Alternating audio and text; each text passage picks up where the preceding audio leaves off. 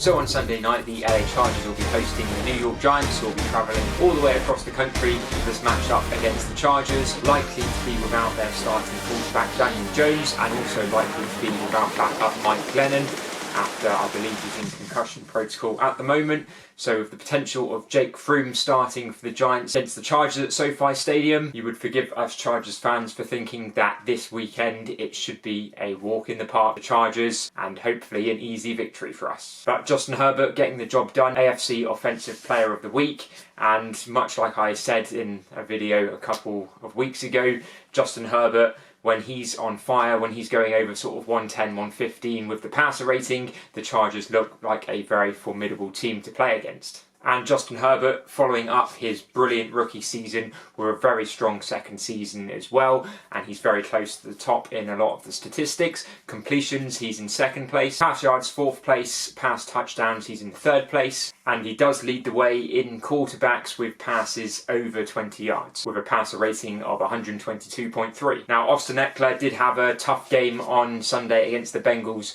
with those couple of fumbles. I think one you could put on him and you'd hope he'd do better. Justin Herbert actually getting that great tackle at the end to save the TD for their defence on that drive. And then the other one was a great defensive play, and you can't really put it too much on Eckler for that one. But along with a couple of weeks ago, that tipped ball that led to the interception, I'd like to see Austin Eckler's ball security a little bit better going forward. We know he's a great player in the receiving game. We know what he does with getting the touchdowns.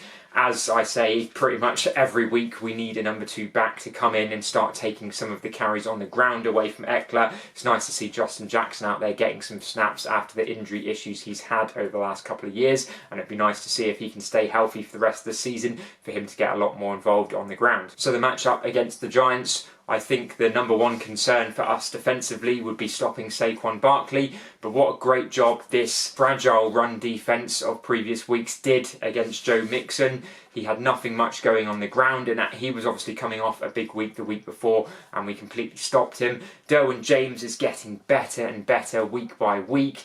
He's there in the backfield getting on the quarterback, he's making tackles, he's making interceptions, he's all over the place. Let's just hope he can stay healthy throughout the rest of the year and into the playoffs, because he is a game-changing player for us. Uchenna Nwosu is getting better by the week. His statistics are reading very well. Obviously, Joey Bosa went out injured in the game, and Jones, 2 key players for us defensively. That didn't stop us down the line getting the job done with those 2 going out early, and hopefully Joey Bosa will be back this weekend. Albeit, we might not need him so much against the Giants, and we want to make sure he's healthy for the crucial games coming up in the next few weeks, having an eye on that Chiefs game already. Now, Keenan Allen might be out for this game against the Giants, being on the COVID list.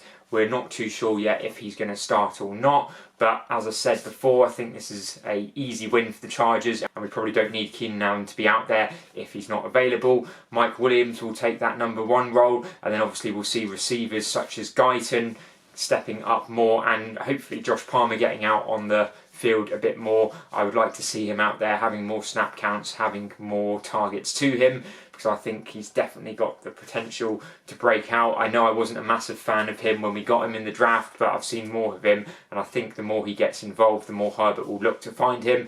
Obviously look on the tight ends as well for Herbert to find downfield. Jared Cook always seems to be quite solid there, and Donald Parham, I expect to see a lot of targets this week as well. And assuming this game is an easy win for the Chargers, I know we should never get complacent, because even if it is Jake Froome, you never quite know what to expect of these young quarterbacks, and it's definitely going to be a different setup for us from if we knew we were facing Daniel Jones this week. But looking at that AFC picture now, the Patriots charging towards that number 1 seed at the moment, and of course if we compare ourselves to them, they have that head-to-head against us, as do the Ravens. The Titans obviously in the mix there, the Bills slipping down now, and even if that number 1 seed is out of reach now, depending what the Patriots do over the next few weeks, there's a lot for us to play for, and obviously when we come to the matchup against the Chiefs, we still have that shot to get the AFC West under our belts and get that home field advantage into the playoffs. But equally, it's such a tight race at the moment. You go from the top team in the playoffs, 9-4, the Patriots,